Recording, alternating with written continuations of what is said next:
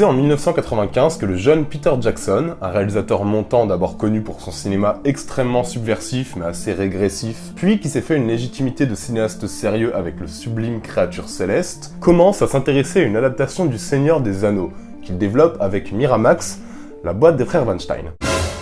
Bon, vous inquiétez pas, pas de soucis, ce sera New Line Cinema finalement qui va signer pour une trilogie en 1998, et du coup, le projet est lancé, le casting peut se mettre en place. One ring to rule them all. Elijah Wood est extrêmement motivé et est choisi pour incarner Frodon.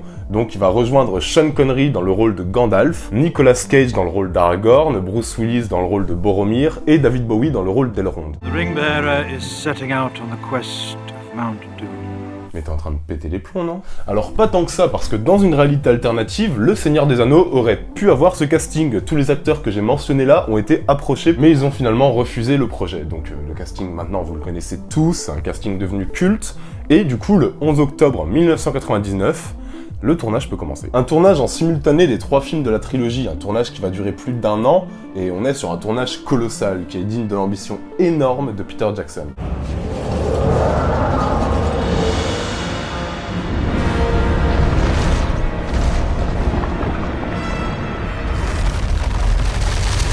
À travers toute la Nouvelle-Zélande, plusieurs équipes dirigées par Jackson vont travailler simultanément pour mettre en scène un récit gigantesque, nécessitant des milliers de figurants, mais aussi des moyens techniques hallucinants, des costumes et des armes ultra fidèles, des déplacements sur plus de 150 lieux de tournage différents, des constructions de décors hallucinants. Le tournage du Seigneur des Anneaux a été une épopée magnifique et presque aussi intéressante que les films en fait. Vraiment, ce tournage c'est une leçon pour quiconque veut faire du cinéma et je pense que d'ailleurs l'équipe technique et l'ensemble du casting a été vraiment bouleversé par ce tournage. Je pense notamment à cette scène mais sublime dans le making-of où Peter Jackson tourne le dernier plan et il ose pas dire que ça y est, officiellement le dernier plan il l'a et que le tournage est terminé. Pete was talking really quietly.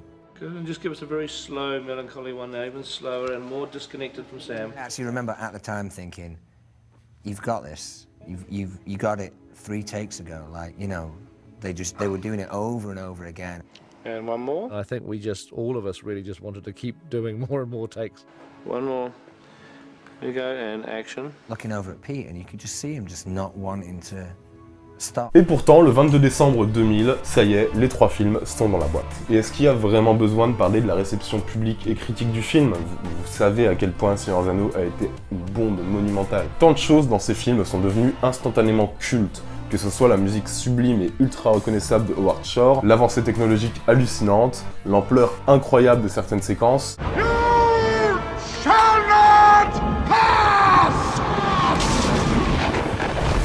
Toute la trilogie a été un succès commercial fou et a ramené en 3 films plus de 3 milliards de dollars au box-office et 17 Oscars, dont 11 Oscars seulement pour Le Retour du Roi. Mais le tour de force de Peter Jackson, c'est surtout de livrer un film d'heroic fantasy, mais parfait quoi en fait, une véritable bible pour quiconque aime ce genre. Et c'est d'autant plus impressionnant que je peux vous dire que les films de ce genre vraiment réussis à ce point, ça se compte vraiment sur les doigts d'une main quoi. Mais bon, avant le Seigneur des Anneaux, il y a eu d'autres représentants du genre, des films qui tentent des choses, qui sont certes moins parfaits que les films de Jackson, qui n'en égalent pas la virtuosité, mais qui restent très intéressants et qui valent le coup d'être vus.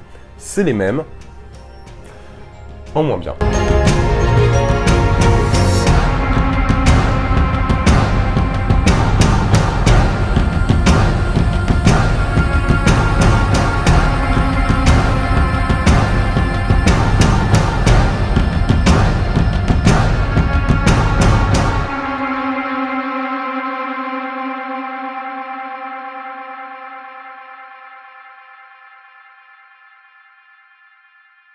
Et on va commencer tout de suite avec un petit film d'heroic fantasy oublié, un film qui doit énormément à Tolkien. C'est un film que je trouve extrêmement sympathique, c'est Le Dragon du Lac de Feu. Alors c'est l'histoire d'un dragon absolument putain de terrifiant qui force le roi du royaume voisin à sacrifier des vierges en son honneur. Et pour y mettre fin, un magicien et son acolyte décident de fracasser le dragon. Bon, c'est résumé un peu grossièrement, ok, mais vous comprenez l'idée, et rien que ça devrait vous rappeler un petit peu le Hobbit de Tolkien. Et c'est une production Disney, mais ça les copains, je peux vous dire que vous allez l'oublier très très vite.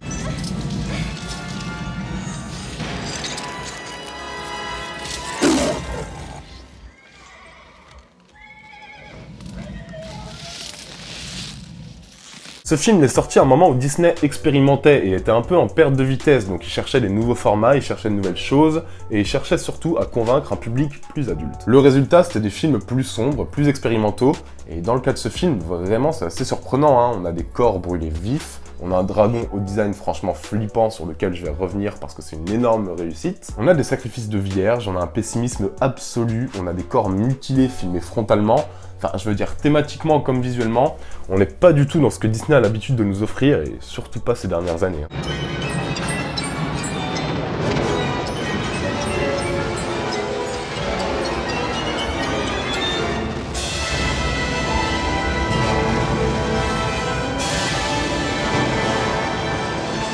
Ici, on a un vrai film sombre à grande ampleur, un film mystérieux conçu comme un film de monstre, avec des décors parfaitement réussis, une vraie atmosphère médiévale et apocalyptique, une photographie vraiment très soignée et surprenante. D'ailleurs, pour vous donner une idée de l'atmosphère visuelle, gardez en tête que le chef-op de ce film, c'est aussi le chef-op par exemple de Alien. Donc vous comprenez bien qu'on va pas être sur un film avec des néons tout roses et des lumières flashy, on va être sur un film qui décrit la fin d'un monde, et vraiment ça se ressent quoi. Ce qui est aussi très appréciable dans ce film, c'est le dragon. C'est lui qu'on veut voir, c'est pour lui qu'on paye notre ticket, et il est parfaitement génial. D'ailleurs, il est souvent cité comme étant l'un des meilleurs dragons du cinéma. Déjà, la mise en scène, elle prend le temps de le dévoiler, on le devine avant de le voir, on sent que c'est une énorme menace et on a le temps d'en avoir peur, un peu comme justement dans Alien, ou alors comme dans Les Dents de la Mer. Et quand il apparaît, vraiment, mais c'est hyper impressionnant quoi. Unclean beast, get thee down! Be thou consumed by the fires that flame thee!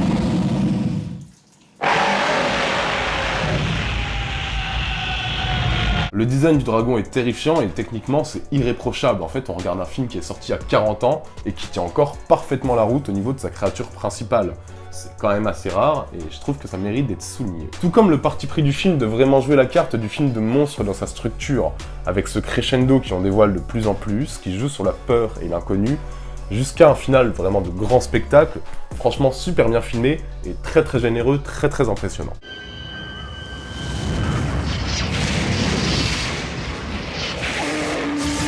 Donc voilà, Dragon Slayer, c'est un super film, à la morale et à l'esthétique très éloigné de ce qu'on pouvait craindre en voyant le gros Disney sur la pochette. Malgré quelques petits défauts d'écriture, quelques petits défauts de rythme et quelques séquences qui sont un peu en dessous, c'est vraiment un assez bon film qui mérite d'être vu quoi. Horns, tail, wings, and clawed feet. This is no dragon, this is Lucifer. Dear Father, we beseech thee, show us thy goodness in this evil place. Show us thy power. Blessed words, the devil flung from heaven would now rise from hell. Pour le deuxième film, on va parler de quelqu'un que vous connaissez si vous avez vu ma vidéo sur Conan. On va parler de l'ami Ralph Bakshi, et le monde étant très petit, vous savez aussi que c'est lui qui a réalisé une adaptation du Seigneur des Anneaux devenue absolument culte sur internet, parce que c'est devenu une source de mèmes intarissable. Mais le truc, c'est que ce mec, c'est clairement pas un tâcheron, hein. Sur Conan, on avait parlé de son très cool Tigra, la glace et le feu. Aujourd'hui, on va se pencher sur le quasiment aussi bon Les Sorciers de la Guerre. The world blew up in 1,000 atomic fireballs. The first blast was set off by 5 terrorists. It took 2 million years for some of the radioactive clouds to allow some sun in. By then, only a handful of humans survived.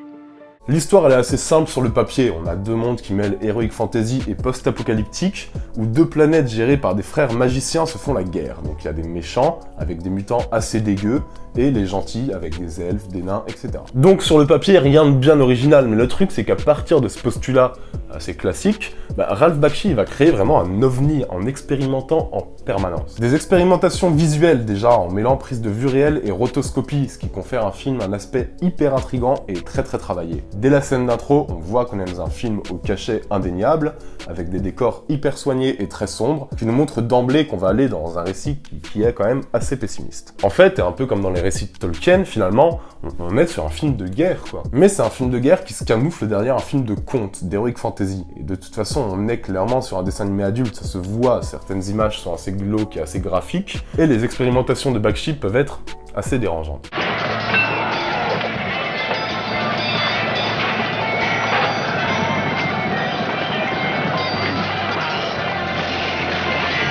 Mais moi je trouve qu'il est rempli d'idées géniales. Tout d'abord dans cette croisée des mondes, dans cette direction artistique qui vous donne parfois l'impression de voir le fils caché du Seigneur des Anneaux et de Fallout, mais aussi par quelques idées narratives géniales, par Darkwolf, son méchant. Ouais, avec un nom pareil on aurait deviné, hein. Et ben ce méchant là, il a une arme secrète. Et cette arme secrète, c'est un objet issu de l'Antiquité, un projecteur de cinéma et des vieilles bobines de films de guerre, des films de propagande nazie, etc. Et pour motiver ses soldats et pour effrayer le camp adverse, il va projeter des images de guerre. Et ces images, elles vont agir comme une drogue sur ces armées qui deviennent ultra violentes, ultra motivées à tuer, etc. Et moi je trouve que c'est une idée assez géniale, et qui tient même un beau discours sur la force et la puissance du cinéma, à la fois formidable et assez dangereux. The ancient secret of war. The key to creating hysteria, fear, God. J'ai une vraie affection pour ce film qui est pas parfait, hein. Par exemple l'animation elle est quand même un peu moins fluide que dans Tigra. C'est un film qui reste assez manichéen mais il a vraiment des belles séquences et des belles idées. Et le plus important c'est qu'il nous donne une vision de l'heroic fantasy que à ma connaissance on n'avait pas encore vu et ça je trouve ça hyper intéressant. Donc non vraiment Les Sorciers de la Guerre c'est une excellente surprise, vous pouvez foncer. Blood on blood flowing, fathers and sons dying, brothers and lovers spilling false hate in rivers of life flowing away. Fool elf! Think your sword is always quick, but what else? Think! Ok, et enfin, troisième film, on va parler d'un réalisateur, John Boorman, qui a longtemps essayé lui-même d'adapter Le Seigneur des Anneaux dans les années 80, une idée qu'il a dû abandonner pour des raisons de droit. Du coup, il s'est vengé en se lançant dans un récit très similaire, un récit qui a inspiré Tolkien et très concrètement tous les auteurs de fantasy médiévale. Ce récit, c'est La Légende d'Arthur. Le résultat, c'est un film très particulier qui s'appelle Excalibur.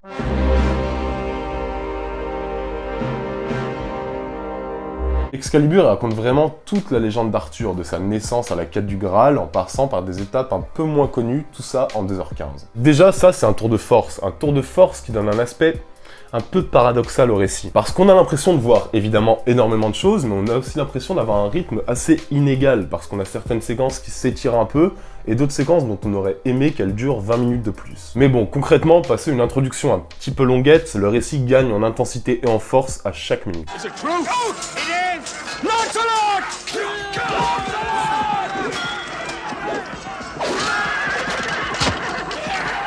Lancelot's with us! He's back!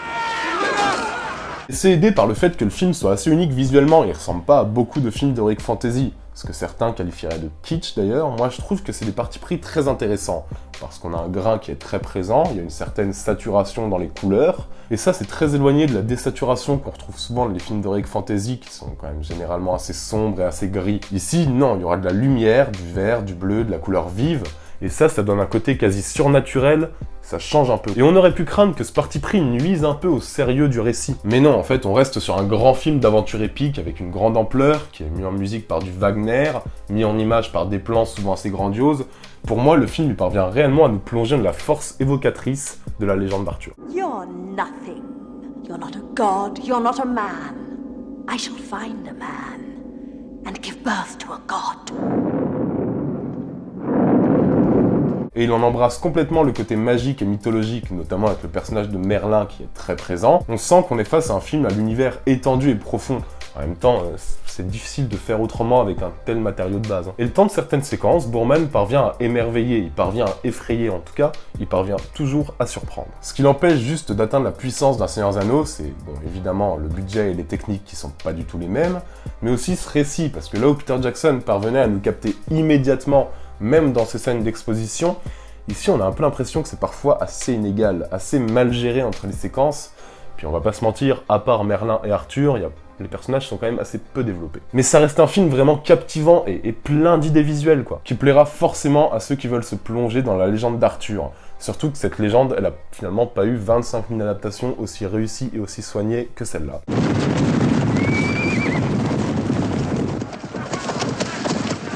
We killed every one of them! Hurt their ship! Lancelot, how Voilà, avec ces 3 films, j'ai pu vous parler de 3 films qui sont franchement intéressants, qui sont assez captivants, qui ont tous des atouts à faire valoir, et surtout des films qui peuvent vous permettre complètement de replonger dans l'univers du Seigneur des Anneaux. J'aurais pu aussi mentionner Crawl, qui est une sorte de mélange entre le Seigneur des Anneaux et Star Wars, mais j'en ai parlé justement dans ma vidéo sur Star Wars en moins bien. Vous pouvez retrouver le lien, genre ici, je sais pas, je suis nul avec YouTube, quelque part. Je sais pas. Et j'aurais peut-être aussi pu mentionner le film Lady Hawk, bien qu'il soit pas forcément lié au Seigneur des Anneaux. C'est un film d'heroic fantasy réalisé par Richard Donner avec Michelle Pfeiffer, donc déjà rien que ça donne envie.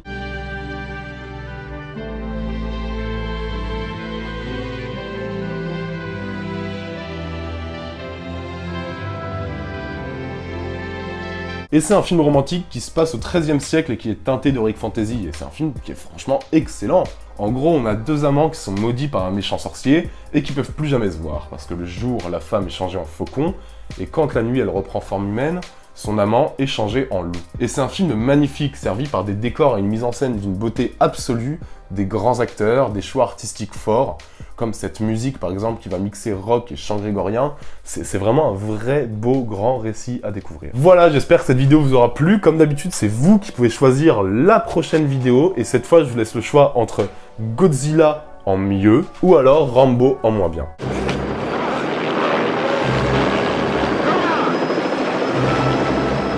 Dites-moi celui que vous préférez dans les commentaires, et surtout, très important les gars, n'oubliez jamais que vous êtes les meilleurs.